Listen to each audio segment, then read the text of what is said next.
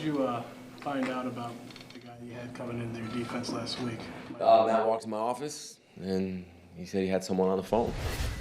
And I got a big smile on my face when I found out who it was. So that's really how I found out. Obviously, there were some conversations when stuff was kind of going on, and Matt kind of kept me updated. And but that was really it. When I found out he was on the phone in Matt's office, and that was when I found out. So it wasn't like you just got on the phone and that was the first time you found out, oh, Micah Parsons is a possibility. No, there was conversations just like you would expect there to be, and I think they kept me in the loop on, what they felt they needed me to know or have any questions. But the first time I found out was when Matt came in my office with a big smile on his face, and there was somebody on the phone. So that's the truth. That's really what happened. What are the different ways you can use Micah on defense? I'm not telling. Well, that's the thing, right? It's all of a sudden Micah Parsons walks in the building, and it's game week, and my mind starts going 100 miles an hour in all the ways that you can use him. You just got to be careful, and when he is able to go, I think we just need to gradually build into those and not rush into anything. I think it's important, like I've always said, to put your players in position to make plays. So as we get a feel for him and what he can do, I think we'll just continue to build and go from there. But to tell you right now all the different ways that I can use him, one, I'm not going to do that. And two, I think we're going to evolve and figure it out as we do get going. But he is obviously, he's capable of doing a lot of different things and affecting a lot of different areas of the field. And I'm very excited that he's here. He was saying that this is actually his quote, says, "I'm so hungry, I want it all at once," as far as the playbook goes. I love this guy. But from your perspective, how do you get him up to speed? Defense for 3 months, now he's got a week. Yeah, we got to get him up to speed. It's extra meeting time. DeMarcus has done a really good job spending time with him over the weekend, and every day extra. He's been limited, as you know, so I think it's all going to be gradual, and I don't think it's anything that we need to rush into, but we need to get him caught up to speed as soon as possible. We talked a lot last year about, Rashawn dealing with double teams and chips and thumps. He's still obviously a really good rusher. What does Micah's addition mean for guys like him and the other rushers in terms of attention, do you think? Yeah, I think Rashawn had a really good camp, and he's playing at a high level. Really proud of him, and really the D-line. I think as a whole, our D-line has done a really good job this camp. I think all those guys have taken a step. And regardless of Mike entering, I'm really excited to see, what they can do on Sunday. Anytime you bring in an elite rusher like Micah, there's probably going to be a lot more one-on-one opportunities to win. And I think that should excite all those guys. And I think they are excited. One, they have a great teammate, a great player, and now, they get a chance to get some more one-on-one opportunities to get wins. I think it helps everybody. Jeff, does this allow you to be even more flexible with how you use Lucas Van Ness, and maybe you were planning to move him around anyway, but does this give you a little more freedom? I think it gives us freedom to move a lot of guys around. We brought a really good pass rusher into the building, and we had some really good pass rushers in the building, and now we have to figure out ways to get them on the field. And as I've said to you before, I think that's my job. It's not just, hey, now we have 2 DNs, and no, I need to figure out how to get them on the field, whether it's together, whether it's separate, and find ways to win doing so. So it gives us as a defense more flexibility in general. Lucas is a guy, like I said, I think he's playing his best football. I'm excited to see what he can do Sunday. And he's moved around a lot for us. What has been the process like for you in doing that and learning Micah and how to best maximize him in the ways that you can use him? It's been it hasn't been, what's today, Thursday? Yeah. It hasn't even been for a week. So in very limited reps, to see him out there in individual and, some other periods, there hasn't been too much. Now I've studied probably years of his tape in the last week. So I have a pretty good idea of what he can do, and I have a lot of drawings packed away for when he is ramped up and really ready to go. But for now, it's just kind of, get a glimpse of what is going to be and try to figure out early what he can do best, what he can do right now, and what gives our team the best chance to have success. Does that make sense? Yeah. And I'm not trying to avoid your question. I mean, he's been here for a couple days. Has it been a lot of late nights just kind of grinding film on him? I mean, I put that behind me because now it's full speed it's been on to Detroit. But as soon as I found out that we had him, I think we all sat down and watched as much tape as we could to figure out what he was comfortable doing, what he had done over the course of his career. So we could kind of say, hey, we'd like to do this. I know you did this back when, right? So kind of make it same as for him. The thing I have learned in a short period of time, he's got a really high football IQ. I mean, very high IQ. I mean, he can take the information and give it back to you very quickly. And that has been really impressive. That is something I did not know because I've never been around him, but he has a high football IQ. How far back did you go? You said years, but how far back did you go on his film? I've watched probably every one of his pressures that he's ever had in his NFL career. So a lot of years. Yeah, all four. Yeah. What is that like to watch? You're always watching offensive tape, right? Because you're getting ready for opponents. What was it like to watch him and see all the success that he had? Fun. I mean, it's like watching a highlight film. I mean, you just turn on his pressure tape, and the guy can win. Here's what's amazing about the guy. The guy can win with speed. The guy can win by going through a tackle. The guy can win coming inside and win fast. The guy's won on guards. He's won on centers. He's won as a stand-up linebacker. So, I mean, just turn on a highlight film and have fun. You should go watch his highlights. I mean, it's the same thing I did, really. So, look, I don't want to get like up here overexcited, and you guys are starting to, bring that smile out of my face. I kind of wanted to downplay this thing a little bit, but I'm excited that he's here. I'm excited for our players. I'm excited for our whole team right now. We got a good group of guys. We had a good training camp. We've practiced really well. I think the team has gotten closer. Our staff's gotten closer. I'm excited to watch these guys go play football. So can I try to drag you down? Go drag me down. You had to give up a really good football player to get him. We did. And I know you got young guys you like, but how do you go about replacing, and I know Kenny didn't have his best year, he went through a lot last year, but how do you go about replacing a guy?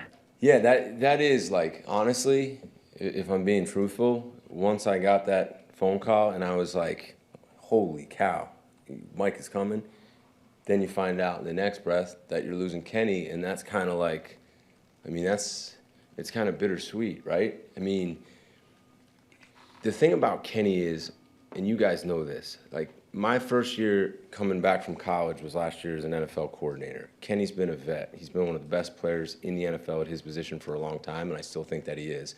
I don't think he had his down years everybody's making it out to be last year. That's my opinion. That's said and done. But what Kenny did and the buy-in and the type of pro he was and the way he helped me get this whole group to kind of buy into what we're doing and go forward, like, I'm forever grateful to Kenny. I mean, you can't ask for a better situation to walk into than I did with a veteran like Kenny Clark. I mean, I absolutely love the guy. He is what you dream up every pro to be, from the meeting room to how he practices to how he takes coaching. I mean, the guy's incredible. So, like, that is not going to be replaced. That's Kenny. That's who he is. That's rare. Now, we have some good players in that position group with D. Wyatt and Colby and Carl and the two young guys, and we're going to count on them, and I believe in them to go out and play good football. And our expectation is that there is no stepping back, and we need to do everything we can to make sure that happens. With Kobe Wooden, he had talked about during the preseason how he put on more good weight this offseason. What did you see from him as a run defender throughout training camp? He did put on he put on more weight, and I'm sure you guys have seen him. He looks bigger, right? KB and Colby, they both look like they got bigger. And, I look at Colby as a guy who played the nose at a really high level in training camp, his fundamentals, his hands, getting off of blocks. And then KB, he got bigger, and he's been the guy that gives us that interior pass rush, but now he's playing the run better. And what I saw from him throughout training camp is I think he got used to playing at that weight, and he just kept getting better and better and better, where we really felt confident. I mean, if you look, before the whole trade happened, we kept 6 guys on the inside. So I think that tells everybody how we feel about the guys inside, that we didn't want to lose anybody. And that's a credit to those guys, and then that's a credit to Brinton and a credit to Stackhouse. I mean, you got a rookie drafted, and then you have an undrafted free agent. So for us to keep them on the roster, I think that says a lot about what we think they can become. And now we have to speed everybody up. And we're going to rely on D. Wyatt, who's been a vet and he's played really good football. I think he's going to take a step, and I'm counting on him to do that, and I believe that he will. Brinson and Stackhouse, who knows if you guys had stayed at 6 defensive tackles, how their rookie seasons would have gone, but it's plausible that they might be counted on for more snaps than at 5 and at 6. It's a tough transition in this league at that position. How do you feel about if they have to go out there and give you meaningful snaps? Excited to see what they can do. I thought they played well in the preseason. They played well against our offensive line, and now we'll see what they can do on Sunday. But I have confidence in them. Like anybody else in this league, you're going to have to go through some adversity. You're going to have some great moments. You're going to have some tough moments, and we got to coach them through it, and they got to be tough enough to go through it. And I think they have a chance to be really good players. You think everyone's just going to run the ball up the middle on you and see what you got? That's up to what they want to do. I mean, I don't know. Teams want to run the ball up the middle. We got pretty good linebackers, and I think we have a good interior. Hey Jeff, when the Seahawks were there, or were here, I asked Sam Darnold about your defense, and he said the most challenging thing about it is your ability to disguise. I know he had a pretty good, one of these games, he had a pretty good game against you guys, but he went on and on about that. So I was asking X and Evan about that.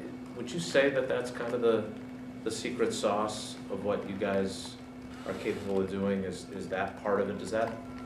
How does that change what you're able to do defensively, that you're able to do that so well? Well, one, we take a lot of pride in that. I mean, obviously we talk about takeaways, and then we always talk about trying to be the best disguised team in the NFL, and we take a lot of pride at that on all 3 levels, the D-line included, the linebackers and where they line up, and then the secondary. I think for us, the reason it's always important, one, my career has been as a DB coach, right? So I've always taken a lot of pride in that, and I kind of see the game through those guys, especially the safeties. So it's always been a thing for me to try to move them around. And I believe what you get, one, in the run game is sometimes you get some mis-ID'd runs where they think this guy's in the box, so they're counting him, and he pops out. Now this guy's in the box, and now they have to target to him. So it could change the run game. And then in the pass game, what you're hoping to do is just give the pressure like 1 or 2 more clicks to get home, where the quarterback thinks he sees this guy drop in, he thinks it's his coverage, but no, he drops in here. Now it's a whole different coverage than what we've shown. So now he's got to come back here, and it gives us a little bit more time to get pressure. And that's very important to us. Rather than just lining up like this, set, go, and staying like that, it's kind of like all these moving pieces, and we try to change that up each week. Does that make sense? Yeah, for sure. So you were talking about Parsons' IQ before. Do you have to have a lot of guys with good IQs to be able to do that effectively, though? No, I think you have to have good teachers, and I think our coaches are really good teachers, and I think it's very important that you just have to take time and spend time, and I think you'll see results. I think a lot of times people kind of just don't spend time doing it. It's the only way. Like, whatever you emphasize, you're going to get, right? So we spend a lot of time emphasizing that, and we've gotten results from it. Now, we have high IQ guys back there too, like Evan, X, Bull, all those guys. That certainly helps. I mean, so I give a ton of credit for the players, because there are times when I'll be watching X, I'm up in the booth, right? So sometimes I'm like, oh boy, I don't know if I think we're going to bust this. And then all of a sudden, boom, they pop out, and I'm like, oh my God, they got me on that one. So yeah, there's definitely, sometimes I kind of smirk at those guys because they kind of take it to another level. But it's fun because they're taking ownership in it. But we take a lot of pride in that. I think Downard and DA and all those guys do a great job coaching it. 2 more. What have you thought of the way that Bullard has progressed in the nickel this year? Obviously, he got kind of thrown into it last year. He was hurt, had some challenges. He's got a big challenge coming up here this week, obviously. Yeah, I thought Bullard had a really good rookie year, like I've said, and I think his injuries, he kind of went up and down, in and out of games. He's been healthy. He looks faster, more explosive. I think he's one of the tougher, more physical guys that we have. He has a ton of versatility. He's played nickel and safety throughout camp, so he gives us the ability to move him around. He's become a guy you really don't want to take off the field. I love the guy. I mean, he's all ball. I mean, he is football. He is tough. He studies it. He is just locked in, and I'd expect him to take a big jump year two. Jeff, looking at Xavier quick, I mean, obviously we talked so much about the 8 picks, everything he did in that regard. How big of a chess piece was he, though, for you as a first-year coordinator coming in, what he was able to kind of give you on the back end, and now, building this thing forward with him back there? Oh, it's huge. I mean, I'm not going to, get in all the things that, we go through and where we kind of set him and do different things, but he's a guy now that, I mean, you can put him anywhere. You can insert him in the run game. You can put him down in the box. You can bring him off the edge. You can keep him in the middle of the field. He wants to play the half. He wants to drop in as, this zone player. And one, you want to get him around the ball, right? So you pick his brain, have conversations about, I want to know what he's thinking and what he sees, and then we try to work together in getting him in certain situations. I think that's important. But just the way he studies it and takes pride in it, and still, I mean, you knew it was game week when all of a sudden he's walking in my office every single morning and wanting to go over the game plan before we even go over the game plan, or he's texting me before the game plan's even done to have the game plan. I mean, that's just who he is. So the reason he has 8 picks and the reason he's an all-pro, yeah, he's really talented. I mean, this guy works at it as good as anybody that I've ever been around, and he's willing to do anything that you ask him to do. And I think the coolest thing about him is I think he's really started to become a really good leader. Year one, getting to know the team, getting to know us, the relationships, which I think are awesome right now. He's just become such a good leader, and taking that step for our team, I think, is really going to help.